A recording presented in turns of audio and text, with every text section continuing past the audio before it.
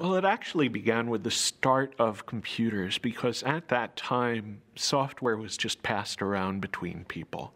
And I think it was only like in the late 70s, early 80s, that people started really closing up their software and saying, no, you can never get a look at the source code. You can't change this software, even if it's necessary for you to fix it for your own application. And you can actually blame some of that on Microsoft. They were one of the real pioneers of the proprietary software model. In the mid-1970s, a group of hackers and computer hobbyists in Silicon Valley formed the Homebrew Computer Club. In the club's January 31st, 1976 newsletter, Bill Gates of the recently formed Microsoft wrote an open letter to the community where he made a point-by-point argument for the relatively new concept of proprietary software. Up to that point, the practice of computer users had been to freely pass around software with not much thought given to its ownership. Known as an open letter to hobbyists, Bill Gates writes, "To me, the most critical thing in the hobby market right now is the lack of good software courses, books, and software itself.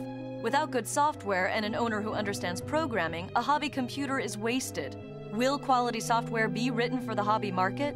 Gates goes on to write, "The feedback we have gotten from the hundreds of people who say they are using BASIC has all been positive.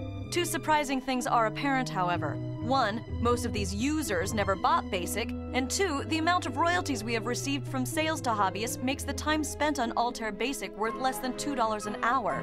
Why is this? As the majority of hobbyists must be aware, most of you steal your software. Hardware must be paid for, but software is something to share. Who cares if the people who worked on it get paid? Is this fair? One thing you don't do by stealing software is get back at MITS for some problem you may have had. MITS doesn't make money selling software.